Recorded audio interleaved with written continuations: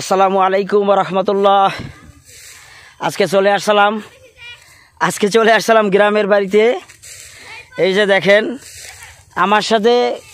আমার সাথে কিছু সংখ্যক মানুষ আসছে, তাদেরকে আমি দেখাবো না, কারণ তাদেরকে আমি দেখাতে পারবো না।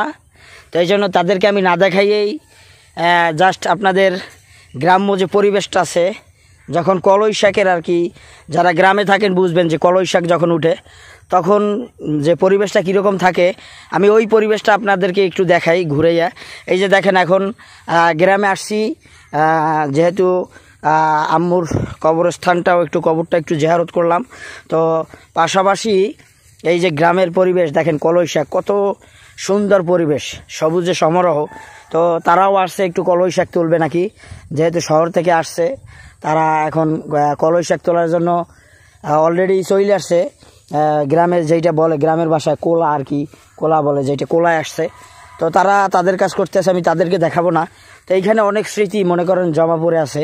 ছোটোবেলায় এখানে অনেক ক্রিকেট খেলতাম, ঠিক আছে। তো এইখানে অনেক বড় মাঠ ছিল। এই যে দেখাই আমি আপনাদের, একটু চারদিকটা একটু ঘুরেই দেখাই, আপনারা দেখলে বুঝবেন যে আসলে পরিবেশটা এক কথায় অসাধারণ, ঠিক আছে। তো এই জন্য আজকে চলে আসলাম আপনাদেরকে একটু দেখাই যে অনেক দিন পরে গ্রামে আসছি। আসলে গ্রামে আসা হয় না, শহরমুখী হওয়ার কারণে গ্রামে খুবই কম আসা হয়। তো আসলে ফ্যামিলির লোকজন সকালেই আসছিল, তো আমি আমার একটু কাজ ছিল, এই জন্য একটু দুপুরের দিক দিয়ে আমি রওনা দিয়ে আসছি।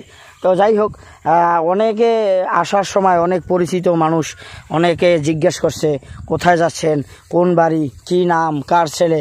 আলহামদুলিল্লাহ অনেকের অনেক পরিচয় দিয়েছি। আমি হয়তো অনেক ছোটোবেলা থেকেই শহরমুখী হয়েছি, এই জন্য অনেকেরই চিনি না। যাই হোক, তো দুপুরে আসলাম, আইসা নামাজ আদায় করলাম, কবর জিয়ারত করলাম। এখন খাওয়া হয়েছে। এখন একটু এই যে কলই শাকের যেই অবস্থা, সেই অবস্থানটা আপনাদেরকে একটু দেখাতে আসছি। দেখেন চারোদিকে শুধু কলইয়ের শাক আর কলইয়ের শাক। আসলে আমি একটু যদি আপনাদেরকে জুম করে দেখাই, যে দেখেন কোলার ভিতরে আরও অনেক মানুষ আছে। এই যে দেখেন তারা মনে করেন তুলতে আছে, ঠিক আছে। আমি একটু জুম করে দেখাই।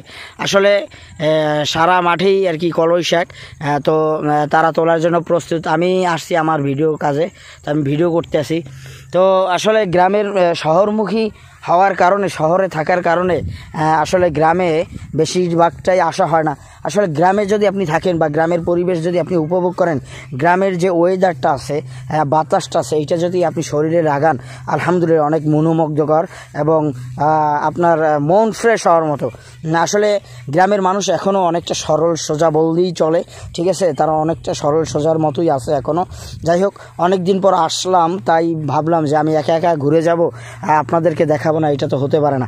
তো আমি একটু আপনাদেরকে এই কলই শাক, যারা আসছে আমার সাথে তারা এখন কলই শাক তোলায় ব্যস্ত আছে, তাদেরকে আমি দেখাতে পারবো না, এর জন্য দুঃখিত। আপনারা তো বুঝতেই পারতেছেন যে কারা তুলতে আছে, আমার ফ্যামিলির লোকজন যারা আছে, তো তারা কলই শাক তুলতে আছে। আমার ওয়াইফ তো মাশাআল্লাহ মনে করেন সে তো আটখানা, মানে শহরে থাকে, কলই শাক তুলতে পারে না কখনো। তো আজকে মনে করেন পাইয়া মানে এত খুশি যা বলার মতো না। যাই হোক, তো এই হলো ঘটনা। তো বেশি কিছু দেখাইতে পারলাম না। আমার বাড়িটা আপনাদেরকে একটু দেখাবো কইরা। তো মসজিদ আছে, সাথেই কবরস্থান, কিন্তু দেখাতে পারলাম না, কারণ আমার সাথে অনেক লোক ছিল, এই জন্য ভিডিও করতে পারি নাই। তো যাই হোক, কেমন লাগলো আর গ্রাম্য পরিবেশ আপনাদেরকে কেমন লাগে অবশ্যই জানাবেন। আমি একটু আপনাদেরকে জুম করে দেখাই, ধারে গিয়ে দেখাই। এই যে দেখেন কলই শাক, দেখছেন কি সুন্দর, মাশাআল্লাহ, আল্লাহ তাআলার কি অপরূপ সৃষ্টি, তাই না? তো সকলেই ভালো থাকবেন, সুস্থ থাকবেন। ভিডিওটা আর বেশি বড় করব না, তো এই পর্যন্তই।